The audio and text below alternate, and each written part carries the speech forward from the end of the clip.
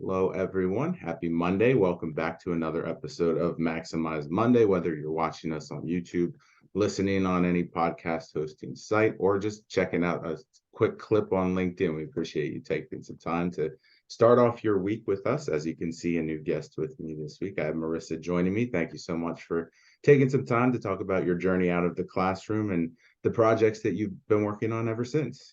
Yeah, thank you so much for having me, Matt. I appreciate it. Absolutely, absolutely. So, in terms of what's motivating me for the week ahead, so it's a holiday weekend coming up, so which usually means like an extra day to pack in stuff with the little one because we don't want to have 3 days sitting at home, going stir crazy here. So, we have a lot going on. Friday, we are taking her to Hershey for a Disney Junior concert. So I don't know what that entails, what they sing, what they do, but it's Disney Junior and she loves it. So I'm sure it will be a ton of fun. So we're looking forward to that. And then wish us luck because Sunday we're going to join probably everyone else in like the Northeast Philly area and go to Sesame Place. So we'll see how the crowds treat us, how the weather treats us. Hopefully some extra time in the water park portion. And then the last thing motivating me is just that there's that extra day off. So some time to unwind. I know for a lot of people and within the job search and everything, that extra day is kind of clutch for them too, because it's one less day that you have to kind of be stressing about things. You can take some time to yourself because you've already had another day in there to kind of plan your week and what you're going to do, how you're going to attack the job front. And it's the same on the hiring side of things as well. So I can assure you that we are just as stressed as you are, probably not to the same amount, but I'm still working on the same things and trying to get the right people into the right places and help some people out along the way. So that's what I have motivating me for the week ahead. Some goals, since it is a short week coming up. I always like to try to make sure that I've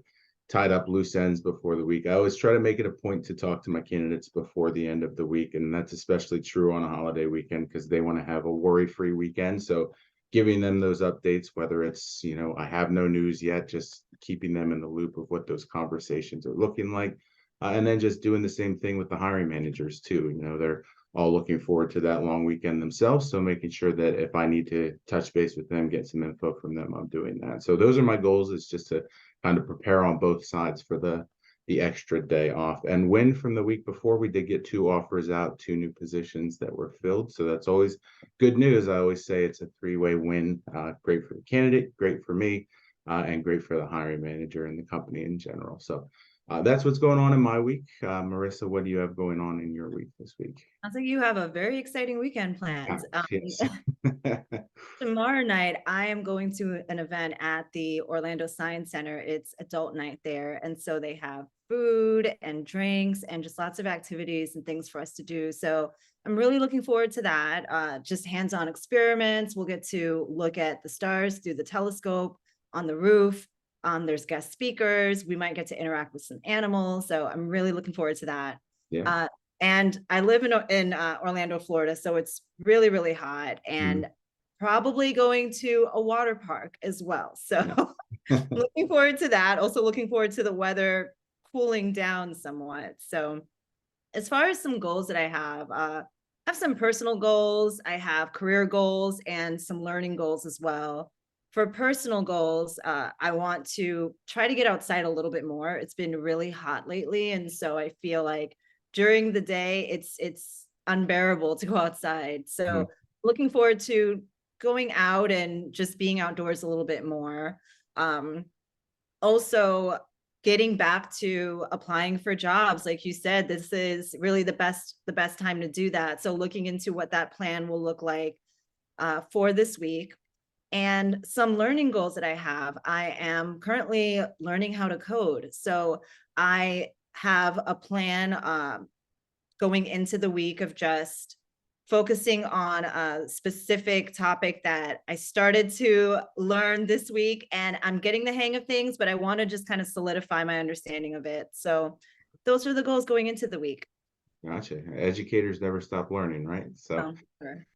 one of the reasons that I had reached out to you and we had discussed you being on the show was just your transition out of the classroom, and the journey that you've taken so far. You've held a couple positions since then, but at the same time, you've kind of still kept your foot in the education world and Yeah. explored opportunities that still allowed you to kind of keep a finger on the pulse of what's going on in education in general, being a learning specialist, being an enrollment advisor. Of course, there the tutoring services that you offer as well. So when you made that decision that you were going to leave the classroom, was that still in the back of your mind that, I don't want to be in the classroom, but I want to be involved in education and in that field for the future moving forward?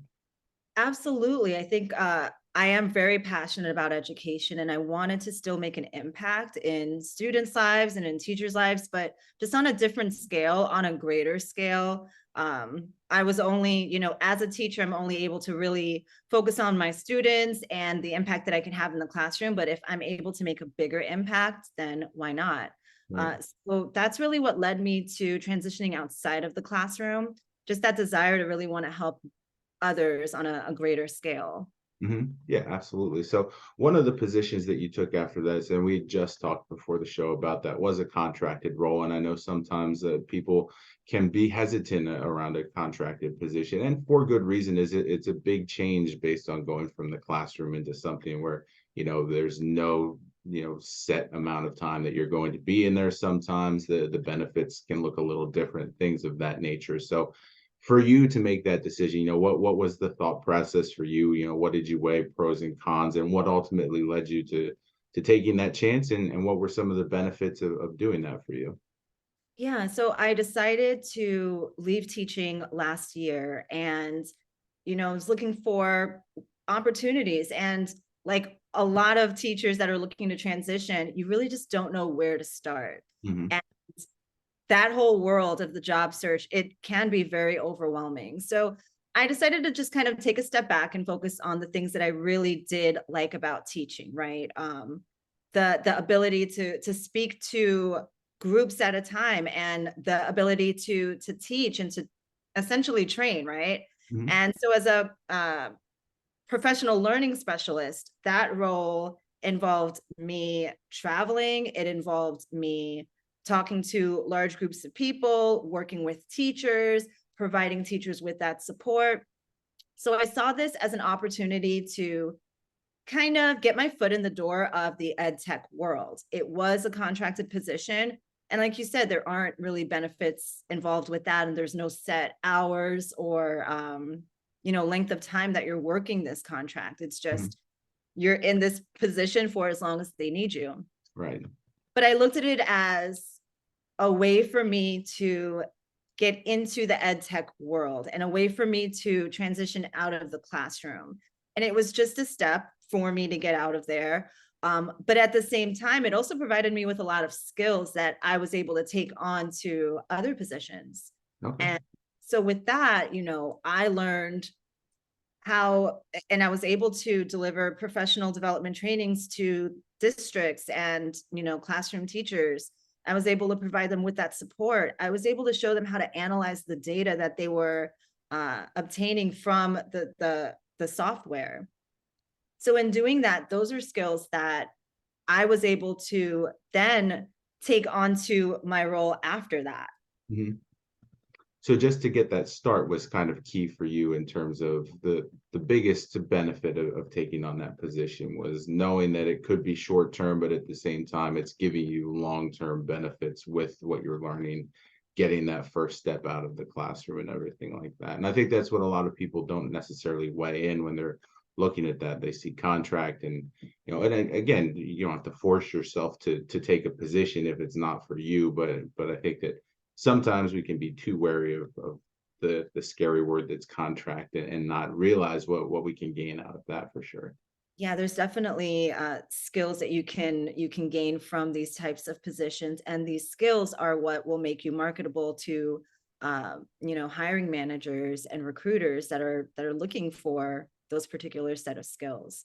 So Mhm. if you can take on these roles, even if they're temporary, I look at it as gaining the skills that I need, that I know will make me marketable in the field that I ultimately want to end up in. Yeah, absolutely. And one of the things that I really liked that you had to say there was that you took some time to think, what do I enjoy about the teaching profession? What do I want to carry on with me? Because that's usually the first piece of advice that I would give to anyone that says, I'm ready to make the move out of the classroom. Where do I start? It's always, well, do you want to do something completely different, or do you want to do something that still allows you to use a lot of what you've learned? What do you enjoy about it? So what did that thought process break down for you? You know, was that kind of the biggest impact of your decision that led you to the ed tech field, was just because those skills really aligned with what you enjoyed and what you developed so much in the classroom?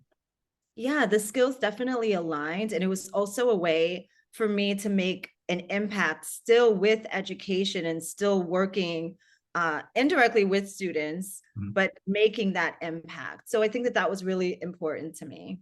Yeah, absolutely. So, what did the process look like for you when it came time to make that decision and you're starting to tailor your resume, you're starting to craft your LinkedIn profile? Because those are things that a lot of educators don't do often. I know I didn't when it was time for me to move out of the classroom. I think my resume was like 4 sentences long. So I was like, okay, I need to do Yeah. this, and I need to start using LinkedIn because I'd gotten the invites before and I was like, I don't need this. And then I was like, okay, now I do. So, what steps were you taking along the way to kind of get yourself prepared for interviews afterwards and things like that?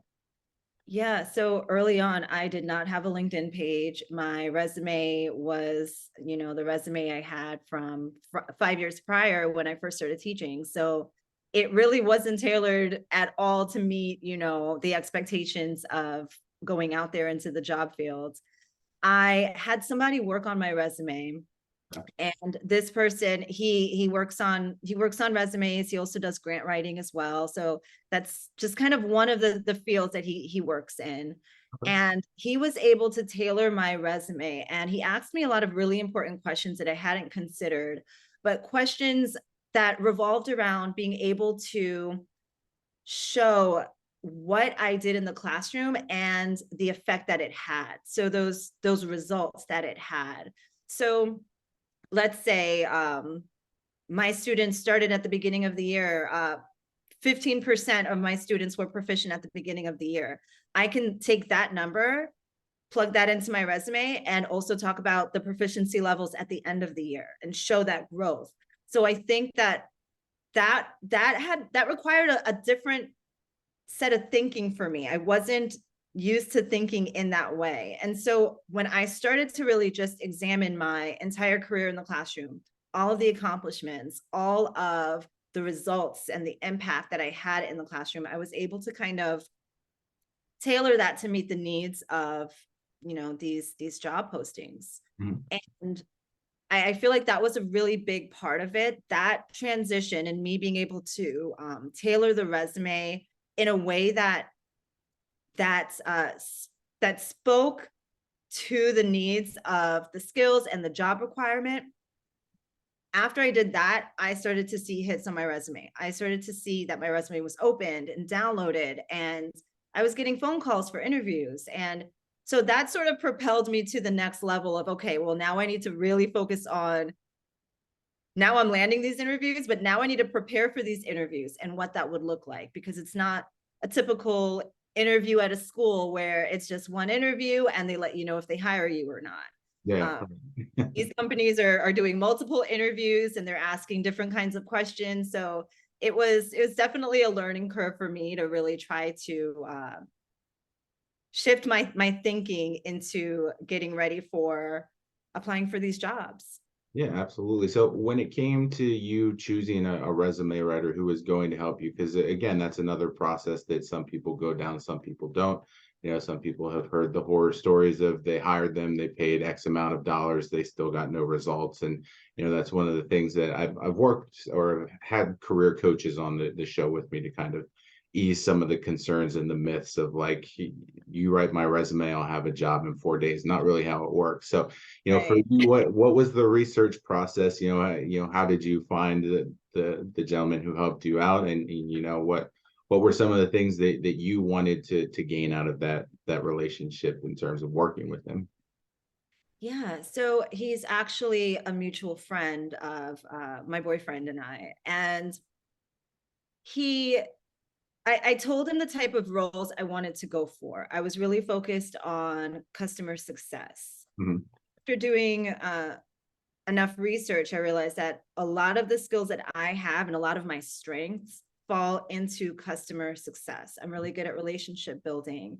I'm really good at retaining clients and focusing on what they need and uncovering their needs and finding solutions to their needs. So those are my strong points. And he was able to highlight that in my resume and tailor my resume to meet job requirements for customer success roles. Okay. Yeah. So now you mentioned it, and I usually ask, the teachers who've transitioned into new roles about the interview process, because that is entirely different preparing for, making a presentation to the school board, talking to the principal versus, these panel interviews that you're now a part of, and the different steps that you are, phone screen, in person, Teams, all the different things that you can go through. So in terms of interview prep, what did that look like for you? Did you try to do like some of the practices that people have where they ask themselves the questions or pick brains of people who've been in the industry to kind of get some insight in terms of what the expectations might be? What was the process for you to get you comfortable in those settings? So my interview prep has definitely evolved this last year. It's a lot of trial and error and trying to figure out what works and what doesn't. Mhm. And now what works for me is if I have an interview scheduled with the company, I really like to do my research on the company. I'll look up their Glassdoor reviews. I will see if I can reach out to people in that role or similar role on LinkedIn and just ask them what their experiences have been like in that role. That way I can go into the interview more prepared as far as, what the company culture is like, and at least being able to speak to some people that can tell me a little bit about what, the culture is and what it's like working there. Mhm. In addition to that, I really just dissect the job posting. I look at that job posting and I go through and I highlight the keywords and the skills that they're looking for in the posting. I then think about the skills that I have and how I can showcase that in the interview. So if they're looking for a particular skill, I can go back to a time in my career where I have shown that skill, and I can talk about the results of me utilizing those skills. So I'll do that. I will just really go through my resume as well, highlight my accomplishments, my achievements, talk about what I can bring to the role. I like to do research on the role as far as if there are any I don't know, what am I trying to say? Just like spots or areas of improvement within the company or within the role that I can bring and what solution I have for that. So I think about that, and yeah, I really just try to make sure that I also anticipate the type of questions that they'll ask. So if it's a customer success role, I will look into the interview questions for that type of role and kind of prepare those answers ahead of time, anticipate what they're asking, and have my answers ready. Yeah, absolutely. I think that the preparedness thing is an aspect that a lot of people miss from time to time. And I understand right now a lot of people are just kind of applying to whatever they see fits that aligns. And they sometimes forget, where they applied, the company they applied for. So that quick 15, 20 minutes of research that you can do is certainly going to help you in the long run, at least in terms of speaking to the hiring managers, the recruiters, to let them know that you are actually interested in the role. And and I get it, you have to apply for a job, you need a job, so you're doing what you need to do, but that 15-20 minutes for sure can make all the difference. So Yeah. the other question that I'll typically ask, and I don't know if you faced it or not, but a lot of the transitioning teachers are dealing with the imposter syndrome side of things, and not feeling like they're ready for it. They've heard the horror stories of not getting interviews and, oh, you're just a teacher. And Yeah. unfortunately, a lot of hiring managers, recruiters don't necessarily know all the different things that teachers have to do to stay prepared and stay active within the industry. They just see, oh, they taught science for 5 years, so how are they going to now transition into this position in sales, and not knowing all the software they'd have to know, all the communication, problem solving, conflict resolution, all of those things that teachers do every day. So for you, was that a struggle that you had to face, or was that something that, since you were still at least staying within the education field a little bit, helped ease your concerns there? No, I think I definitely faced imposter syndrome. Sometimes I still do, right? I feel like we all kind of have our moments. And you made a really good point. A lot of teachers look at just the idea of leaving teaching. It's very daunting. It's a lot to consider, and it's a change. You're changing your career, you're changing your source of, job security, you're changing all of that. So it definitely, I've definitely had to deal with it. I think what's really important to realize is teachers have so many invaluable skills that we can bring to all of these different positions outside of teaching into the corporate world. And we tend to downplay our accomplishments and our achievements because we think, oh, I'm just a teacher, I'm not going to be able to do that. Right. Yeah. So I think that, focusing on the skills that you do bring, and knowing that as a teacher, there's so much that we've done and there's so much that we do on a day to day. In the course of an hour, how many things are we doing? We're managing 20 something children. We are also keeping track of individualized education plans. We are managing small groups and differentiating instruction. So there's so many little things that we do day in and day out that can translate into the corporate world. So all of what I've just mentioned can be classified as project management, right? Mhm. So these are the skills that we can bring to the table. I think the most important thing is just being able to translate that. Yeah. I've learned that, it is possible. You can translate these skills into corporate lingo. They'll understand it, and you'll be able to speak on the accomplishments and the things that you have done, the skills that you can bring to the table. Mhm. Yeah, absolutely.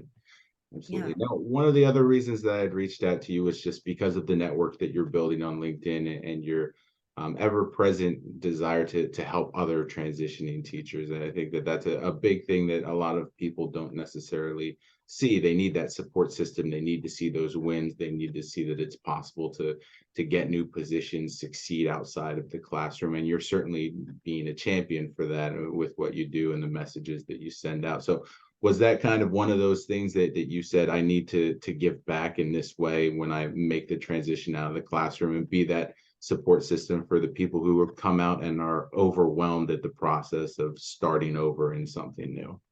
Yeah, absolutely. I felt like I jumped into it and I didn't really have the support I needed when I was transitioning out. I didn't know where to start. I didn't know what kind of jobs to look for. I didn't know really how to apply for jobs.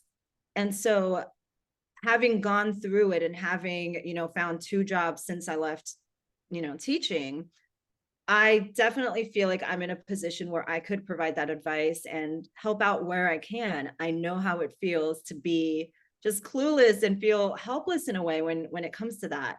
So I have been posting on LinkedIn and actually scheduling one-on-ones with teachers that are looking to transition out, just to give them advice and to offer some tips on what I do and tips on my job prep and my interview prep and research, and really providing them with some advice that they really didn't know about. Mhm. And it helps them, and they're able to go out into the job field with a little more confidence, knowing that other people have done it as well. They can do it too. Yeah, absolutely. So the last question I have for you, and it's the question I ask everyone that comes on the show with me, because it's always different, and I always like to get the different insight, is, that key piece of advice that you got, either, first starting out from someone, or in the middle of your job search, or now that you're helping people. If there's a key piece of advice that you try to give to everyone that you speak to, what does that look like? What's the most important thing that you try to let people know when they're in this process, that can at times be scary and stressful and challenging? What do you do to ease their concerns? I would say definitely be confident in what you bring to the table, because teachers have amazing skills and we can bring so much to a company. So I think that that's really important. Don't downplay your skills and your accomplishments. speak to them and speak proudly about what you've done in the classroom. I think that that's the most important piece of advice that I can give. It was something that I struggled with in the beginning of, the job search. But when you think about it, a manager or hiring manager wants to hire somebody that is confident in what they can bring.